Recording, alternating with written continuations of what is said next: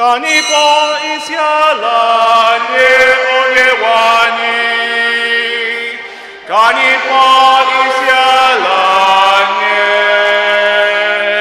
osebụrụ ụwa onye kere n'igwe n'ala, ka anyị kpọọ isi ala nye osebụrụ ụwa onye kere n'igwe n'ala.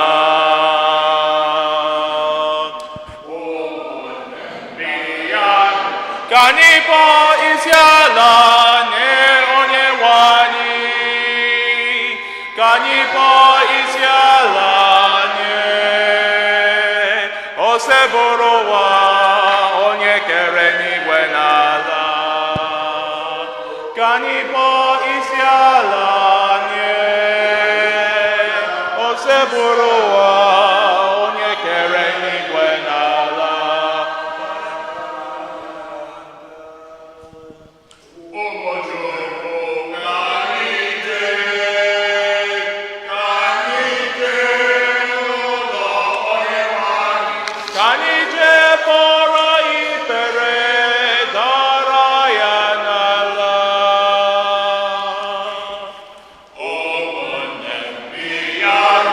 Ka anyị kpọọ isi ala nye Onyenwe anyị, ka anyị kpọọ isi ala nye osebụrụ ụwa onye kere n'igwe n'ala, ka anyị kpọọ isi ala nye osebụrụ ụwa onye kere n'igwe n'ala.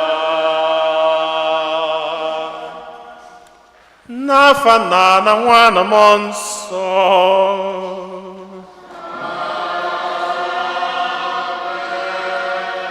Ka ngọzi nke Onyenwe anyị Jesu Kristi na ịhụnanya nke Chukwu Nna na ịdịkọ n'otu nke Mmụọ Nsọ na-enye dịrị unu niile.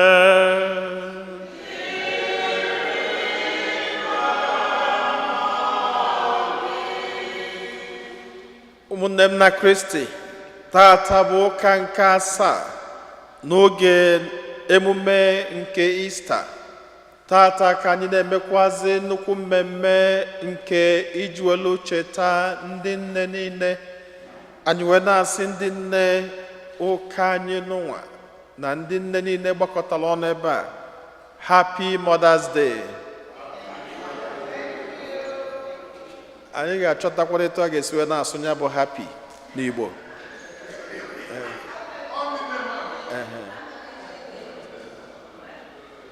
Anyị na-ekene Chineke maka ọmalịcha ụbọchị tata, na-ekenye maka ngọzi ya niile n'ebe anyị nọ. Ka anyị na-ekene Chineke maka ihe ọma ndị a niile, ka anyị na-ewere onwe anyị, na-ewere ezinụlọ anyị, na-ewere atụmatụ anyị niile na-erunye n'aka Chineke, na-ayọ ka ọ na-edu, ka ọ na-agọzi, ka ọ na-agbazili anyị. Anyị nwere ebumnobi ndị ọzọ nke anyị ji gbakọta ọnụ n'aja masị n'ụwa, ka anyị natazia n'isi ana runye Chineke ebumnobi ndị ahụ niile.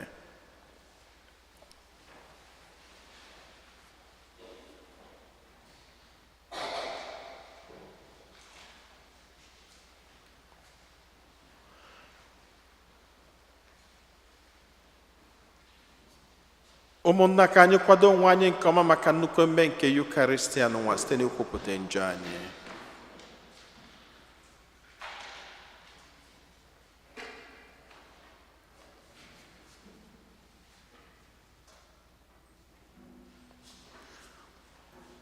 Ekwupụta m ngwa Chineke ji ike niile.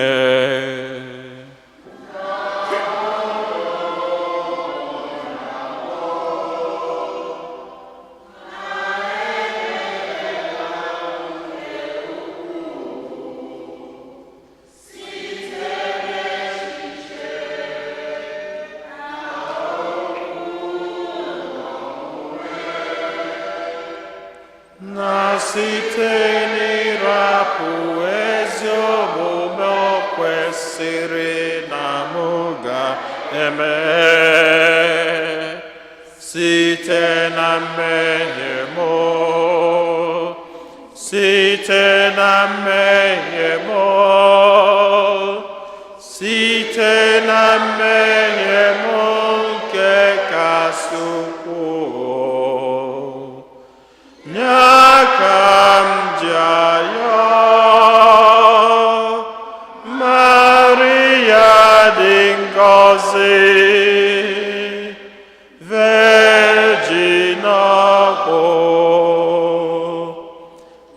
ndị mmụọ ọma na ndị nsọ niile, unu ụmụnna m, ka unu yawara m sebụwa Chukwu anyị ayịyọ. Ka Chineke ji ike niile mere anyị ebere, gbaghara anyị njọ anyị, duru anyị na ndụ ebebe.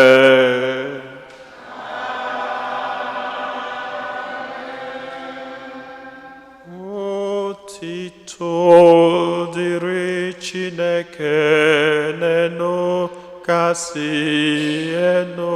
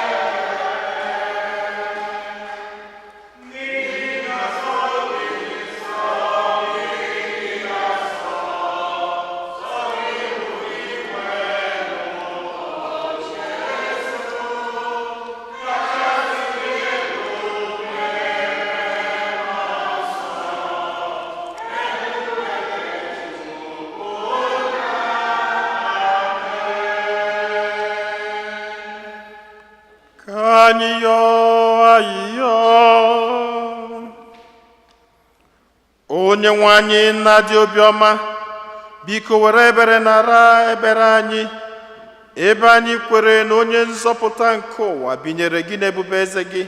Biko mekwa ka anyị ghọta na ọ nọnyere anyị mgbe niile ruo na ngwụcha nke ụwa, dịka o siri kwee anyị na nkwa. Anyị yọrọ nke a site na adịnwe anyị Jesu Kristi nwa gị, onye gị na ya dị ndụ na-achị na ịdịkọ n'otu nke mmụọ nsọ, otu Chukwu site n'ụwa ta ụwa niile.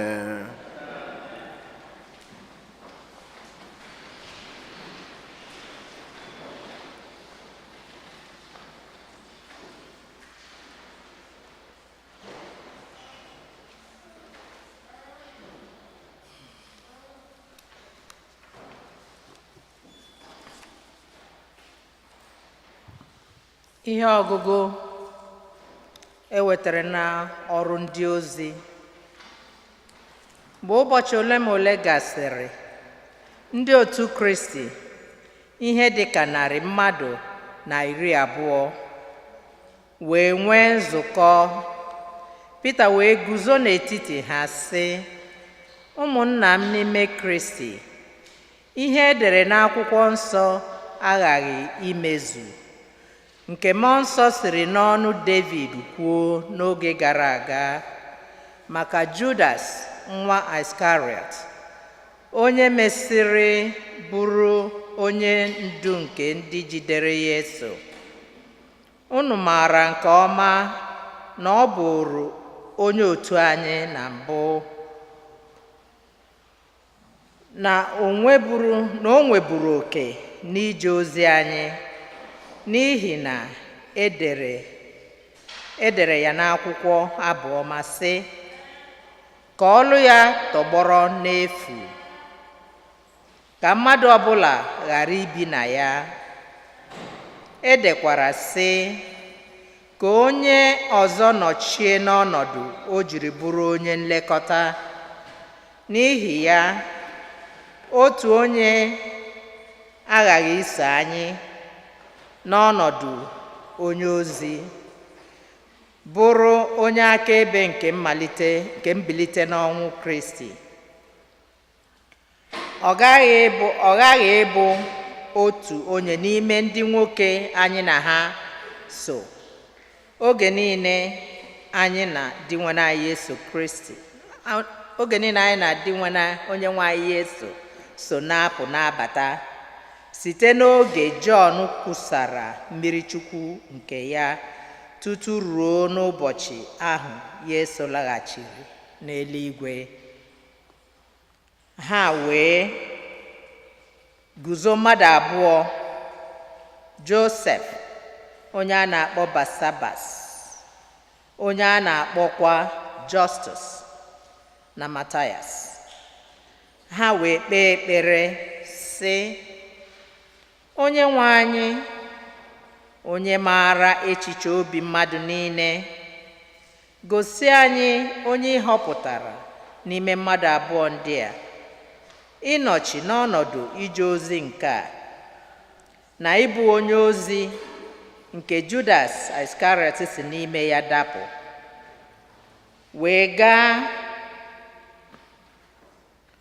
wee gaa ebe ọnọdụ kwesịrị ya.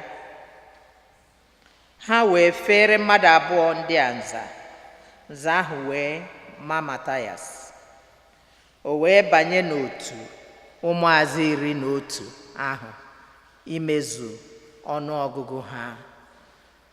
Okwu nke Seblowa.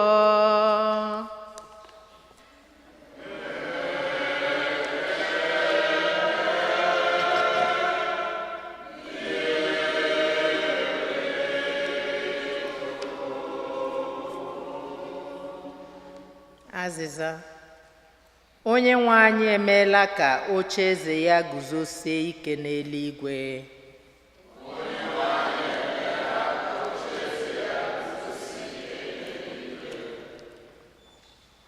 Mkpụrụ obi m too onye nwe anyị, ka ihe niile nọ n'ime m too aha nsọ ya.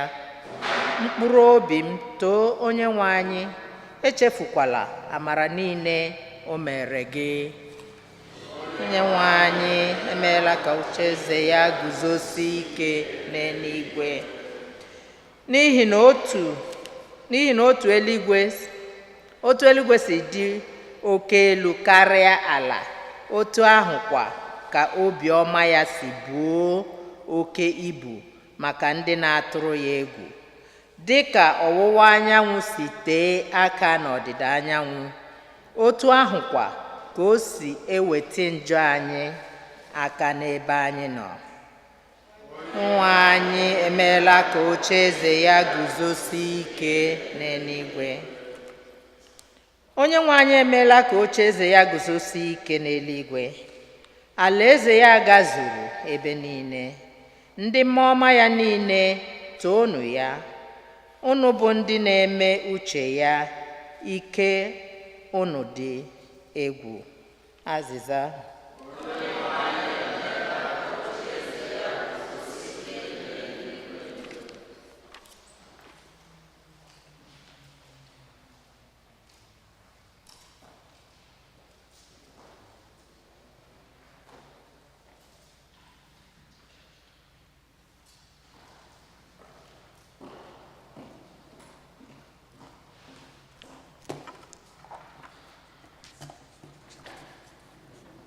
ihe ọgụgụ ewetara n'akwụkwọ ozi mbụ Jọn dị Asọ dere. Ndị m hụrụ n'anya, ọ bụrụ na Chineke hụrụ anyị n'anya otu a, anyị jikwa ụgwọ ịhụrịta ibe anyị n'anya. O nwebeghị onye ọbụla n'ime anyị ji anya ya hụ Chineke anya. Ma ọ bụrụ na anyị ahụrịta onwe anyị n'anya, Chineke na-ebi n'ime anyị. Ọ na-emekwa ka ịhụnanya ya zuo oke n'ime anyị. Otu a ka anyị si amata na anyị na-ebi n'ime Chineke, ma ya onwe ya na-ebikwe n'anyị. Anyị onwe anyị ejirila anya anyị hụ na-agbakwa akaebe na Chineke ezitela nwa ya ka ọ bụrụ onye nzọpụta nke ụwa.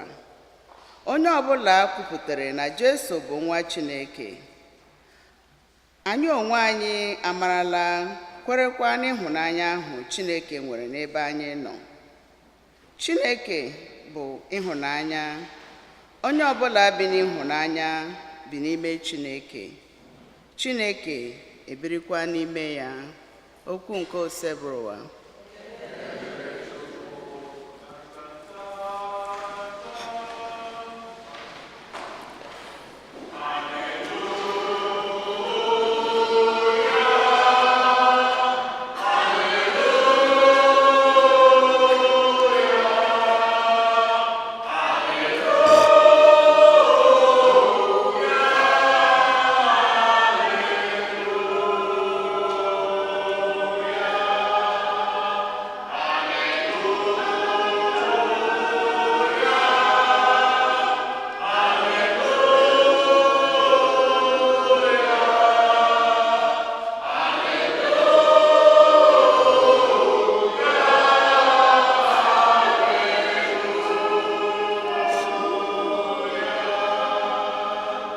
Onyenwe anyị kwuru sị, agaghị m ahapụ unu dịka nwa na-enweghị nne na nna. Aga m abịakwute unu. Mgbe ahụ obi unu ga-aṅụrị ọṅụ.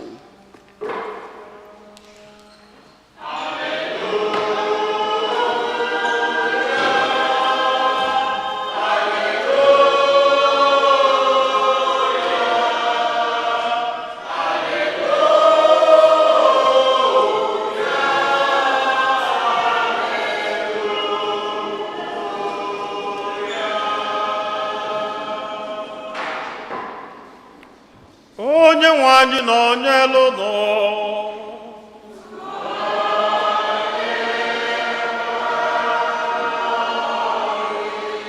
Ihe ọgụgụ nke a si n'oziọma dị nsọ nke Jọn dere.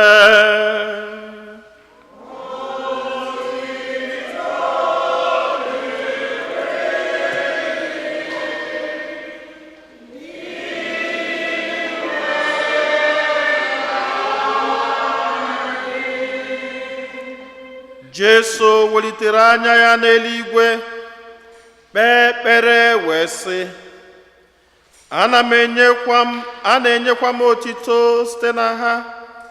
Ugbu a ana m alaghachikwute gị, anọghịkwa m n'ụwa ọzọ, ma ha onwe ha ka nọ n'ụwa. Nna dị nsọ, debe ha nke ọma site n'ike nke aha gị, bụ ndị ahụ i nyere m, ka ha wee bụrụ otu dịka anyị onwe anyị si bụrụ otu.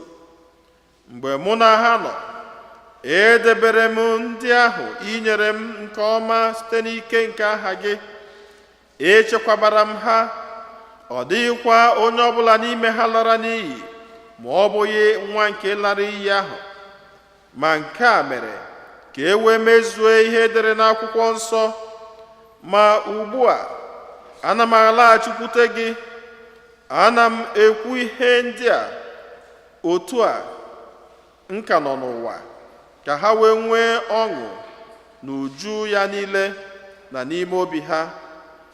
Agwara m ha okwu gị, ụwa wee kpọọ ha asị, n'ihi na ha abụghị nke ụwa, dịka mụ onwe m na-abụghị mmadụ nke ụwa. Ekpere mkpere abụghị ka iwepụ ha n'ụwa, kama ka ichekwaba ha, ka ha pụọ n'aka ajọ onye ahụ. Ha abụghị ndị nke ụwa, dịka mụ onwe m na-abụghị mmadụ nke ụwa. Were eziokwu doo ha nsọ, n'ihi na okwu gị bụ eziokwu. Ezigara m ha n'ụwa dịka isi ziga m n'ụwa. N'ihi ha ka m ji edoro gị onwe m nsọ, ka e wee doro gị ha nsọ n'eziokwu. Oziọma nke Osebụwa.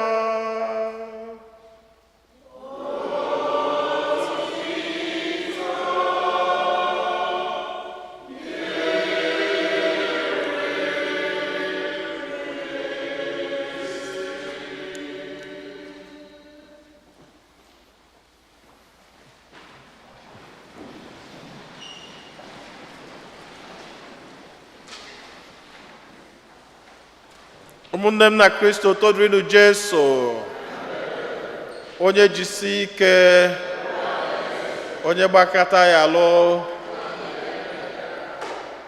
ka m bidogodi na ikene ndị nne unu na ụnụ afụ na anyị nwecha ma soldiers na-amachi taa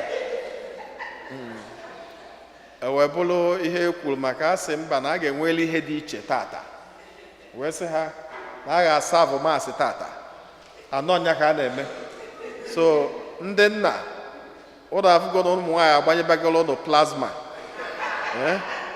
ụmụ nwaanyị na-agbanyela ụlọ obele tv ka ụnụ na-watch maka oluo nke ụnụ oke ka m kwudobekwu ya etu a ọ bụ onye ga-abụ mama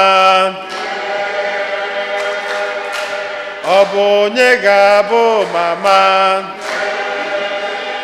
nne m ihe dị mma ka m ga-emere gị mama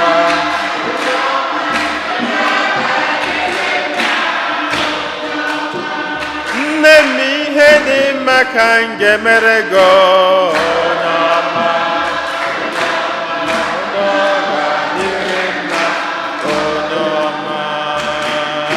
Bishọp onye mụrụ ya Popu onye mụrụ ya Farakọs onye mụrụ ya nne m ihe dị mma ka m ga-emere gị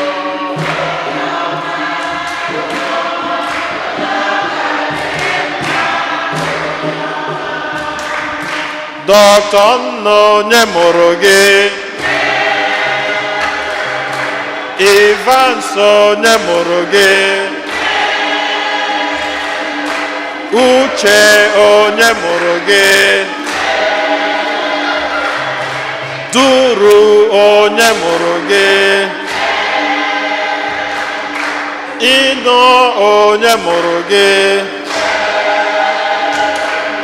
Akụrụnọ onye mụrụ gị nne m ihe dị mma ka m ga-emere gị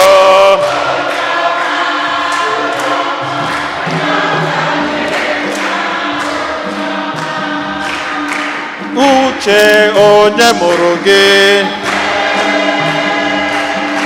Obi onye mụrụ gị Ekwedike onye mụrụ gị Dede onye mụrụ gị Enyi nne ya onye mụrụ gị Ugo Martin onye mụrụ gị Jackpot onye mụrụ gị Nwabeze onye mụrụ gị Papa onye mụrụ gị nne m ihe dị mma ka m ga-emere gị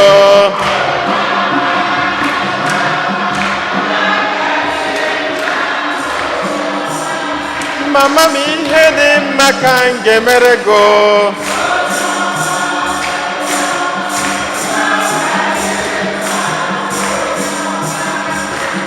Okike onye mụrụ gị ndị nọ n'azụ onye mụrụ nọ mama m ihe dị mma ka m ga-emere gị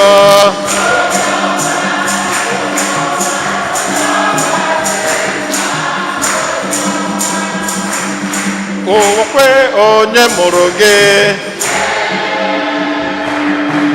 Egwu onye mụrụ gị Sọni onye mụrụ gị Uche onye mụrụ gị Richard onye mụrụ gị ihe dị mma ka m ga-emere gị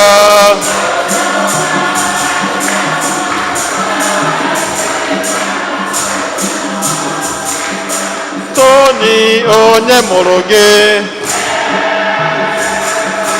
Ọzọ onye mụrụ gị Solomon onye mụrụ gị, ụmụaka onye mụrụ nọ, nne m ihe dị mma ka m ga-emere gị, aya mma onye ọ ga-adịrị mma, aya mma mama nnukwu, amen amen.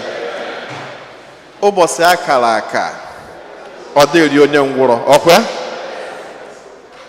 Ụmụ nwoke chọrọ imebila ya ụka tata, maka na anyị kwuru nwanza sị na ụbọchị ya ga-akwa nne na ya ga-eji ọnụ tụtụ ọjị. Oluzi ụbọchịrị otuto chi itie, mana thank God na salvage go situation, maka ọ na-ebutere ihe egwu a taa ya emebie ihe n'ụlọ ụka. Maka anyị ga-enye ndị nne every accolade today, a ga-enye ha ya.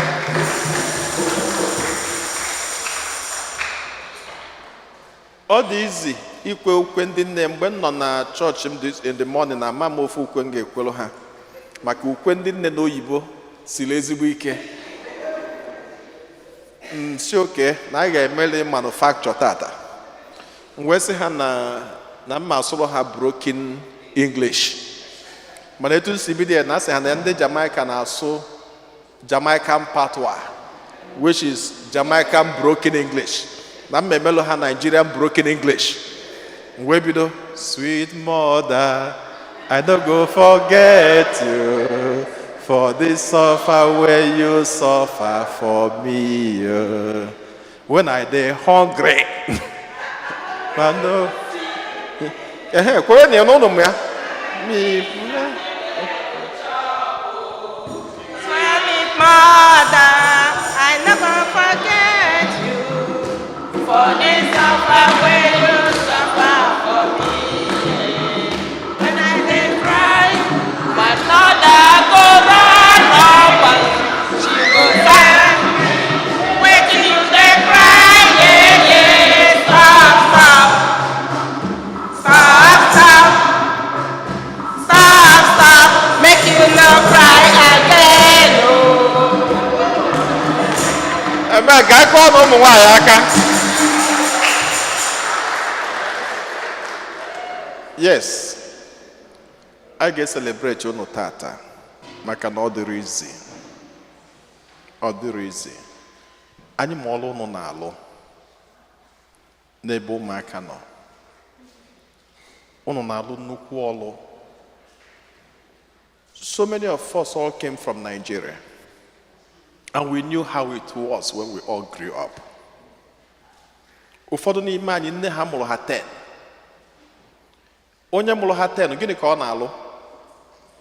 Ọ na-asụ akwa ikwe. O tinye orenji, o tinye mkpụrụ ihe nwa na o jee n'ahịa obodo ha mana ọ zụgidere ụmụaka azụgide ha dị na-eme gịnị? Zụgbọ. Kedu ka o si mie? Mmadụ amarọ. Ụfọdụ ụmụ nwoke ga-abụ ha mele ọfụ ogeri gagharịbazịa garịgide ike gwụzi ụmụnna eje chọba ofu ezigbo mmadụ bụ nwanyị, eje akpọta nwanyị ahụ si ya, nne m nataba bịa ka ibubu ibu alụ. So azị abịa bụbu ibu alụ, nwanyị ekwelu megide bịa bụbu ibu alụ. Kedu ihe eji wee sị ka maka na onye abụ ọfụ ama m na na-asụ ya, ndị be anyị na-akpọ ọfụ ogeri, onye furu efu. Kedu so onye ga-akpọnata ya n'ụlọ? Nwanyị. Maka ịkpọtara nwaanyị ahụ dobe n'akụkụ ya, ọgba mbọ mụọrịa nke mbụ, mụọrịa nke bụ mụọrịa nke ịtọ, gị na-eme anyị anata. Ivu na ọ gbafelugodo ọsọ, nwunye eme gịnị? Achụgharị bịa n'azụ. Ị na-agba na-eme gịnị? A na-achụ gị until ị nata bịa lụọ ọlụ gị.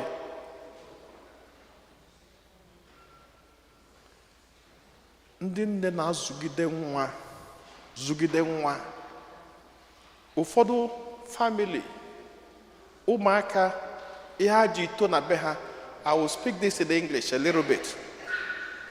So many of your parents you see here, are you listening to me?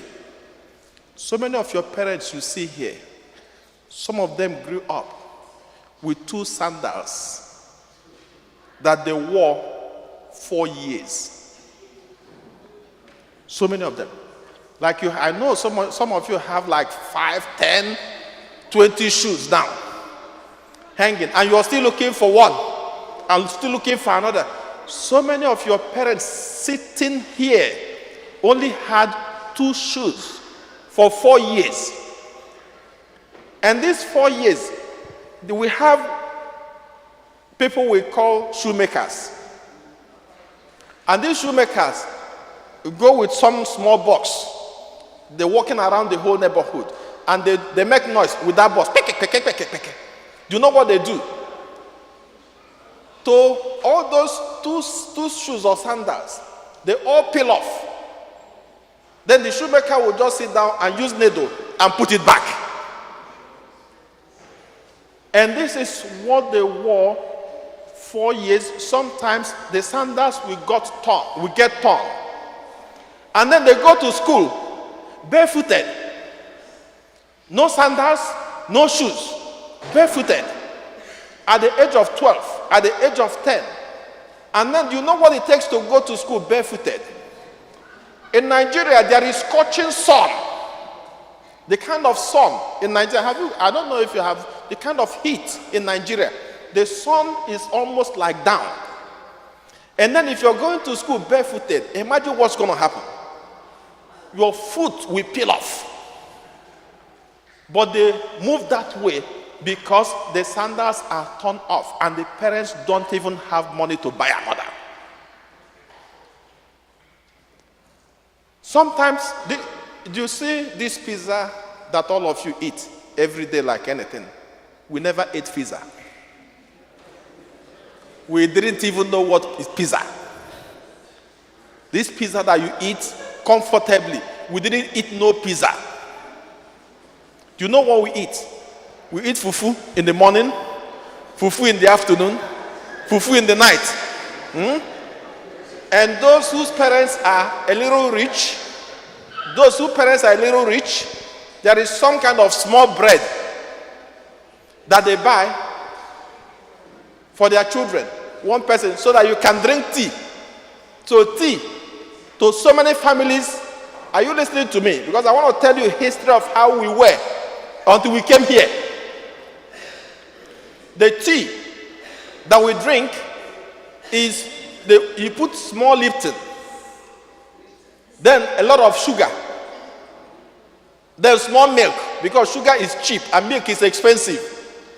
So you put small milk and put more sugar so that the tea will be tasty a little bit. This soda and juice that is packed in the fridge that you drink, you know when we drink soda, like Mother's Day, Christmas, Easter. Sometimes parents pretend like they don't even know your birthday so that they don't spend. Birthday is for those who do small oyibo. But those who don't do oyibo don't even count nothing, because the more you remember, the more expensive life becomes. So this one, you're giving soda and you say, no, I want Capri Sun. If you don't drink that soda that is given to you on Mother's Day, another time is Christmas. So you better drink it. Egg, you don't find egg. And in our own time, if you eat egg, then they tell you have a long throat. Yeah, because you have a long throat, so you don't even have to eat egg, because it's only those who have long throat crave for egg.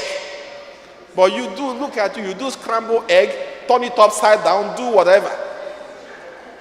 In our own time, it's only when you achieve a lot, that is when your parents take you to a restaurant. This restaurant that you go, you don't go to restaurant. The restaurant is for those who have long throat. That's the definition of restaurant. Those who have long throat. So you eat in the house so that you don't steal outside. They make you eat in the house so that you learn how to eat in the house, so that you don't have long throat, so that you don't steal. They define everything to help us. So when you see your parents, these are what they passed through as children. And so many of them had to sacrifice to run away from that world to come over here. And coming over here, they had to work hard. When I say working hard, so many of them did security job. Do you know that? So many of them did security job, did a lot of petty job until they went to school. Sheer suffering to become whatever they are today. And so that's why we are appreciating them. And so I'm telling you that whatever you have today is a huge privilege of suffering of others that wanted to make you better. And that's why we're appreciating all of them. So we appreciate your sacrifices. We appreciate everything you have done. It is not easy. Asị nka Chineke gọzie unu tata achọrọ m ikwu nnukwu okwu Chukwu sọsọ ekene ka m chọrọ ike n'ụnụ. Sọsọ ekene. Ọzọ bụ n'ihe ọgụgụ agụla anyị maka ekpele. Prayer remains the key in your family. Egosila n'ihe ọgụ nke mbụ mgbe ụmụazị nọ n'ọgba aghara maka na Judas apụgo, ha nwezie sọsọ mmadụ 11 ana mmụọ nsọ na-achị ịgbadata a na-asị ọ na-abụzi mmadụ 11 na mgbe Jesu tinye na o tinye 12 ha wee sị na ha ga-ahọtazi ofu onye ga-anọchi anya Judas ka ha wee zuo 12 tribes of Israel. Mgbe ha na-emeke that decision, kedu ihe ha mere? Ha wee sị ka anyị kpee ekpere ya mmụọ nsọ ka o duo anyị. There is no way you can take a huge decision without prayers. It doesn't work. Abịa n'oziọma asị anyị na mgbe Jesu na-achị na-aga n'igwe na ọ na-ekatago ụmụazụ ya na-ekata fụ na ha tọrọ atọ. Gịnị ka o mere? O nekwasị anya n'eluigwe si Chukwu na ụmụaka ị nyere m na m azụgokwụnụ ha ana m echekwabago ha mana n'ụwa ha nọ n'ụwa kpọrọ ha asị. And that's why there is so much happening outside there. There is so much. N'ụwa kpọrọ ha asị mana ya na-ayọ gị biko gị chekwabalụ ya, gị chekwabalụ ụmụazụ ya niile. They are in the world, but they are not of the world. Protect them for me. Jesu kpee ekpere n'isi ha. Mgbe ụfọdụ anyị na-ekwu okwu ekpere a, ọ na-adị ka enwere ihe ọzọ. I'm a witness. Maybe I've not told my mom this, but mgbe m bịasị America, ebe na anọ na Brooklyn then, abịa m school, bido akwụkwọ na St. John's. So bishop nye m obere ego, sị m wee kwụọ ụgwọ akwụkwọ m, dozie m kwụsịzi ụgwọ akwụkwọ m zọba onwe m. Nche n'ime a na-ekwu America, iche na-ebiazịa ọ na-awọk. Etiezie m isi kwụọ ụgwọ akwụkwọ nke mbụ, ego gwụ na nne ose anya na ọchanja anya enwere ebe esi eje nnekọta nsị na ihe adịkwa okwu na ka a ga-ana ije ahụ na onye ọbụla bịara ije, onye bụ iku nwa ọbụna nwa bịara iku anwụọ, gịnị ka ọ ga-eme? Na ọ ga-anabanụ ọnụ ofu obi ezi ma anakwụranụ na enwere ike mụọ nwa ọzọ, enwere ike ibe amụọ nwa ọzọ. N'ihe mmelụ bụ nsị onwe m, do your effort, then carry salt one thing cause to prayers. But my mom say biko eje book volume 7 days novena, 9 days. Then now within that 9 days, you the stations of the cross no finish morning mass. I'm the stations of the cross. You na get around.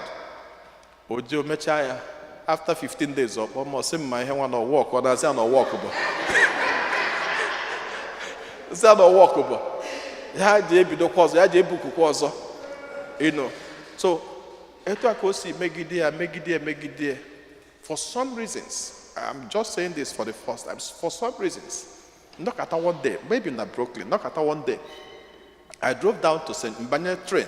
And when the him na school, man, no do na begi, and when him in a menu no na ichelu gbaga enu imege na ichelu gbada ala.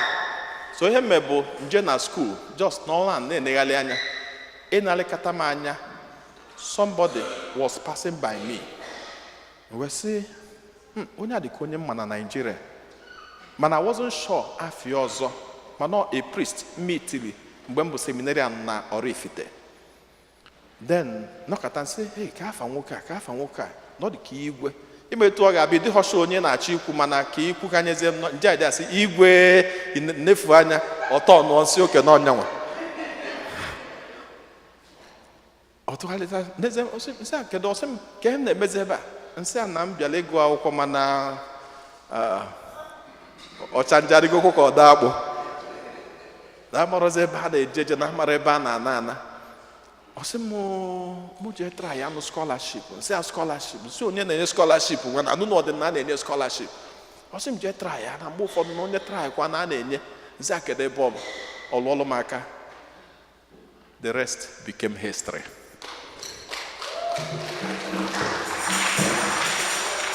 So, and that's how I did my first master's, the same scholarship. Then I did another master's in education, the same scholarship. Just because Nanyolo, novena prayers and stations of the cross. Ebegide. Even etwesi begide my hand also. Protect your family with prayers. Sometimes it's another work. Kedi ihe bujelum na school, Zabala amaro. Kedi ihe melo nwoke ma furo for almost 15 years di gafe ni room amarom. Kedi ihe mji kpa afia, obulu na mchetala afa, obulu ya amarom. Kedi ihe nyanwa ji mala ebe m ga-esi welu weta enyemaka amarom. So onye mmanụ bụ onye. Jesus say, I protect you with my prayers. Protect your family with prayers. Ike agwụna gị dịka onye nne. Ike agwụna gị ekpele ndị nne na-emepe n'igwe. Pray for your family. Pray for everybody. Even the crisis in your home, use prayers to defend it. And God will bless all of us through Christ our Lord.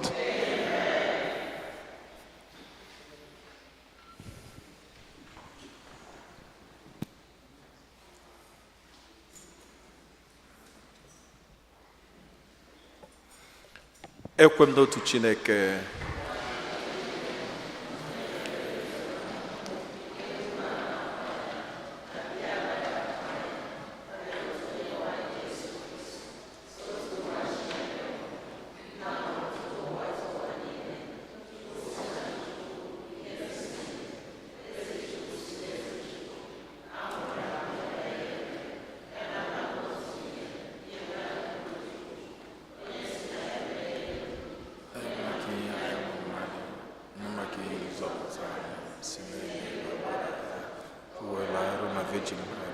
Site na mmụọ nsọ ọ bụrụ mmadụ abịa kpọgbuo ya n'obi niile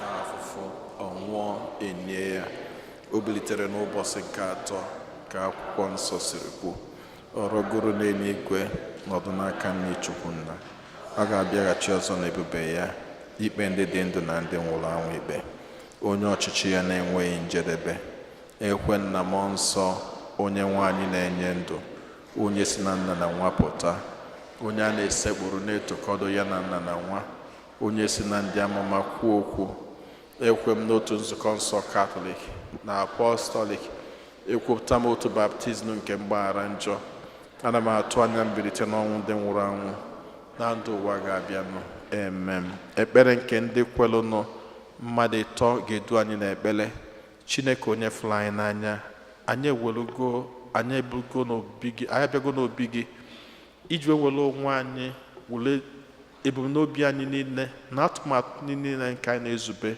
wee gosipụta gị n'iru anyị na-achọkwazi iwelu ndị nna anyị wee gosipụta gị anyị na-ayọ ka iche ntị ma nụrụ anyị ya anya.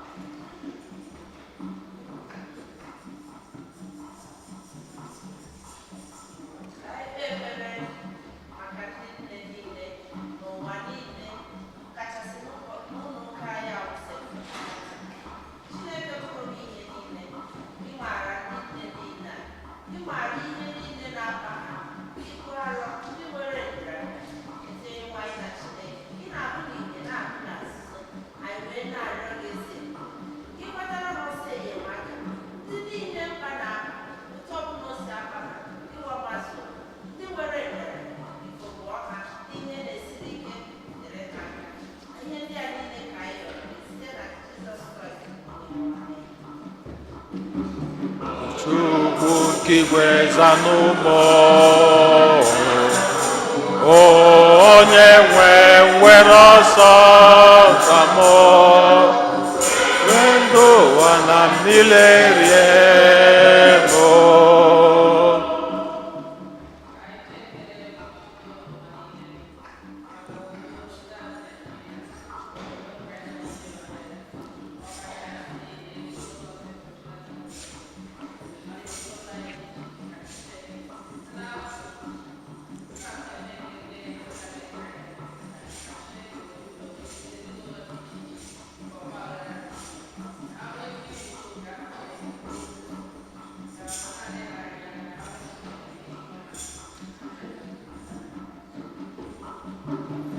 Chukwu nke igwe zanụmọ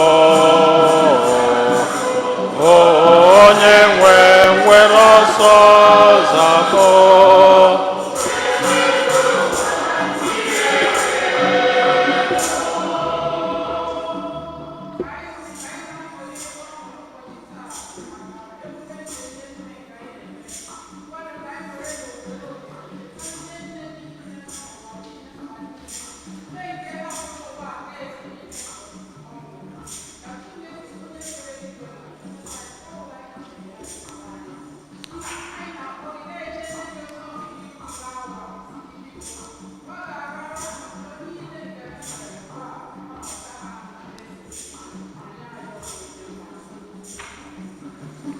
Chukwu nke igwe zanụmọ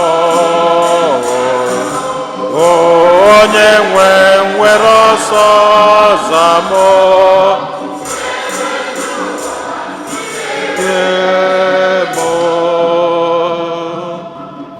ka nratazi isi a narụnye Chineke ebumnobi ndị ọzọ.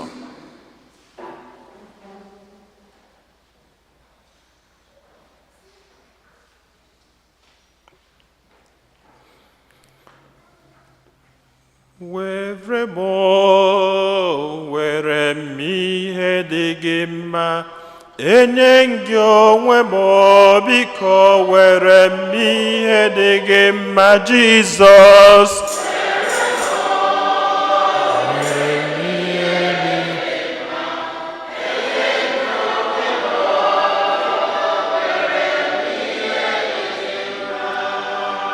were anyị were eme ihe dị gị mma enye gị ndụ m biko were eme ihe dị gị mma Jizọs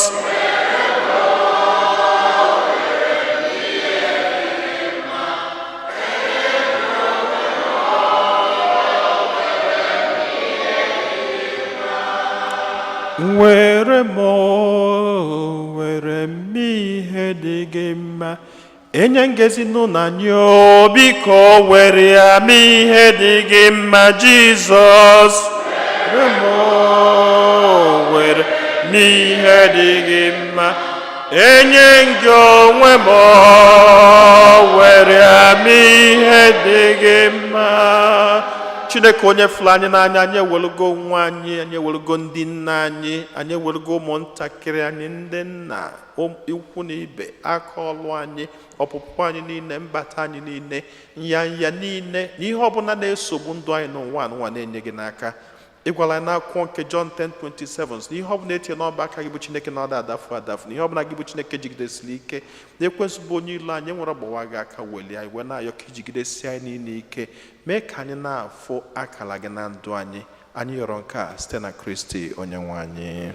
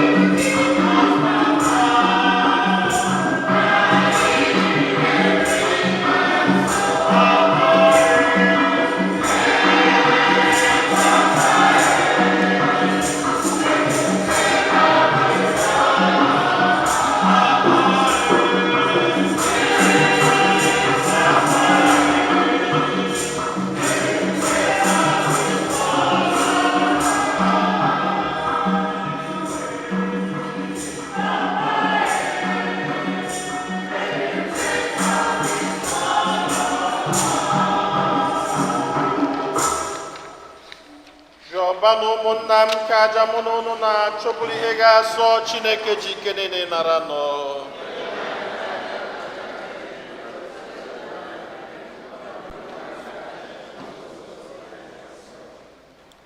Onye nwe anyị, biko nara onyinye na arịrịọ nke anyị bụ ndị kwerenụ site n'aja nke a dị asọ n'ofufe nsọ anyị na-efe gị, mee ka anyị bata n'otito nke eluigwe. Anyị yọrọ nke a site na Kristi onye nwe anyị. Onye nwe anyị nọ n'elu ụlọ.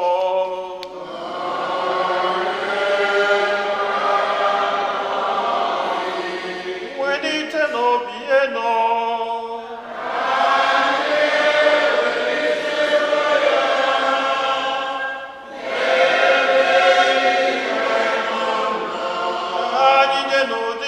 Chukwu anyị ekene.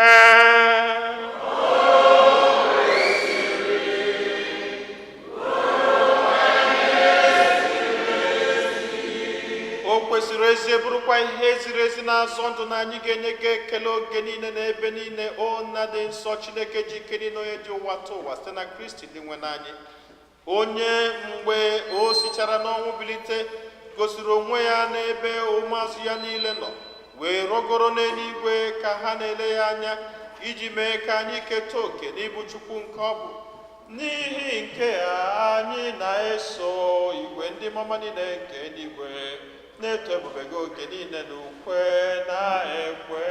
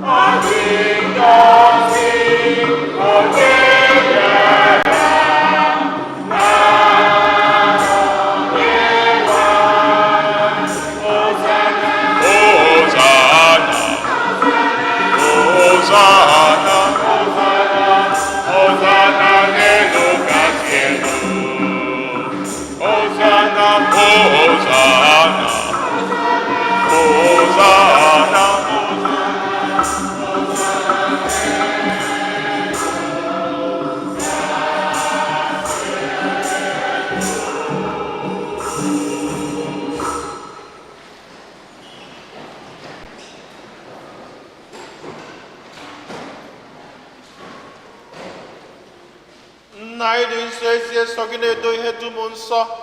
Anyị arịọ ka ido onyinye ndị a nsọ site rụkwasị ha mmụọ gị ka ha wee ghọrọ anyị arụ n'ọbara nke onye nwe anyị Jesu Kristi, onye bịara tupu edunye ya n'ọnwụ, nke o jiri aka wee nara o were achịcha nye gị ekele na otito nyawa ya, nye ya ụmụazụ ya sị, naranụ nke a, rienụ ya ọnụ niile, nke a bụ arụ m nke a ga-eturu nye maka ụnụ.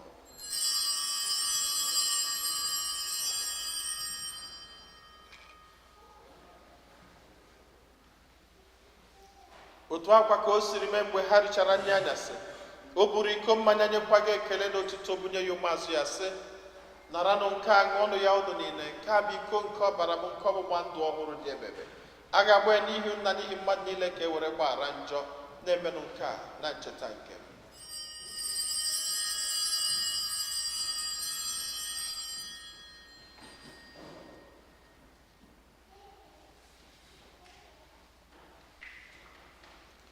Ka anyị kwupụtanụ n'ihe omimi nke okwukwe anyị na-eme ugbu a.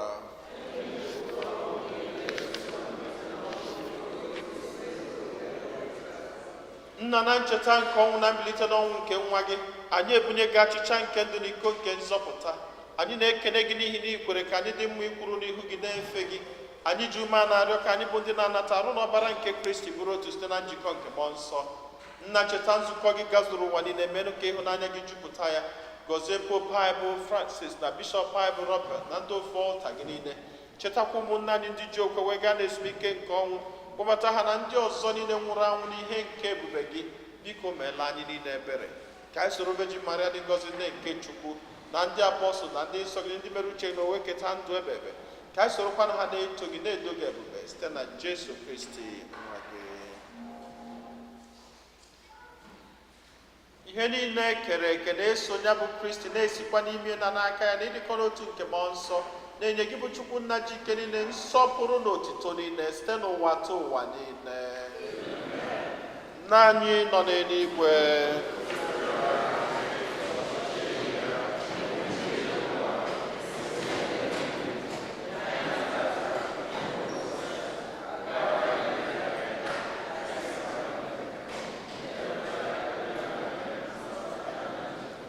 zọpụta anyị na-arịọ gị osebụ ụwa na-ajọ ihe niile, were ebere nye udo n'oge nke anyị site n'inye aka ebere gị ka zọpụta anyị niile na njọ oge niile. Anyị werekwana nsogbu niile, were nchekwube dị nsọ na-atụ anya maka mbịaghachi nke onye nzọpụta anyị Jesu Kristi. Onye nwe anyị Jesu Kristi, onye gwara ndị apọstụl gị, udo ka m na-arapụrụ n'udo nke m ka m na-enye unu, elekwana anya na njọ anyị, kama lekwasị anya n'okwukwe nke nzukọ gị.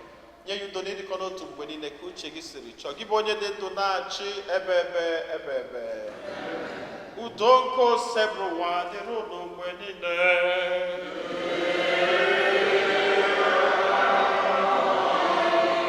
Nyerịta n'onwe unu ekele nke udo.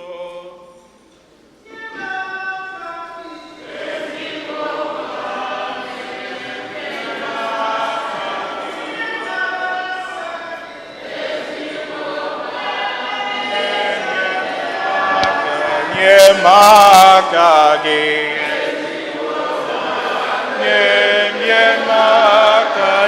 maka gị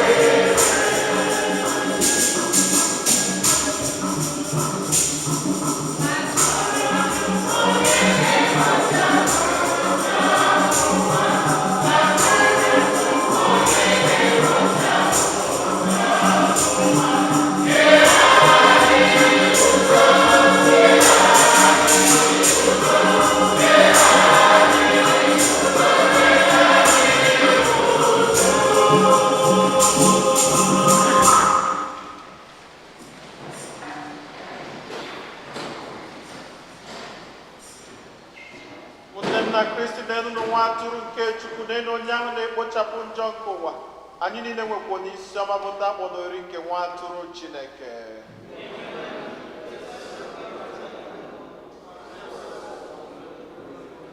Ka arụ n'ọbara Kristi chekwaba anyị niile wee rue na ndụ ebebe.